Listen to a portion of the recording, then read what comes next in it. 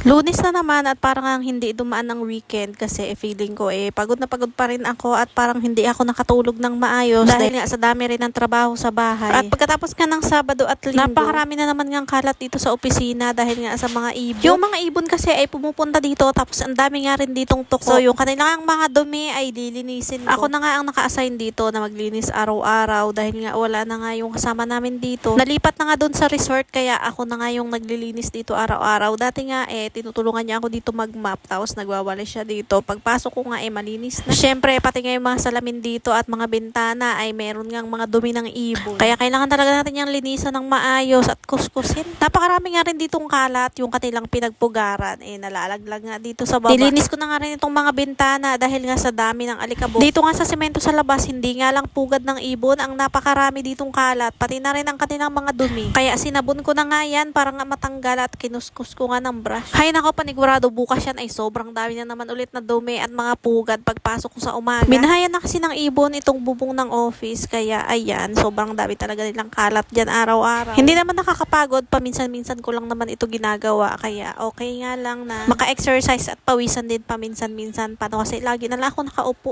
Baka naman tayo ay may HB niyan. And after ko nga maglinis, nakaupo na nga ako dito. Maghapon na naman ako nakaupo dito sa computer kasi meron akong gagawin na tribute. Dalawa kasi yung tribute namin. Ako na nga gumagawa ngayon ng last night. Madali lang naman gumawa, kaya lang yung pagsisave mo, sobrang tagal talaga. Tapos ito ang ginagamit ko na computer, naglalag pa nga. Sobrang tagal nga. Loading, kaya naman nakakainis din paminsan-minsan. Ay, hindi pala minsan, lagi. Ang sabi kasi sa akin, nung pinagpaayusan ko nito dati, kailangan na nga daw i-upgrade yung aking CPU. Para nga hindi ganitong naglalag, kaya lang nga over nga ng mahal. At nung magto-12 na nga syempre naman kumain muna kami dito sa labas. Bumili nga muna ako ng ulam doon sa tuban. Hindi kasi ako nakapag-prepare ng ulam namin hanggang tanghalian. Buti na nga lang napasweldo na tayo. Meron tayong pambili ng ulam ngayon. So yun lang naman ang ganap ko dito sa maghapon. Kapag may tao, syempre entertain natin. And then tinapos ko nga lang yung video at bukas ko na nga isi-save dahil nga sobrang tagal i-save. Halos 1 oras yata.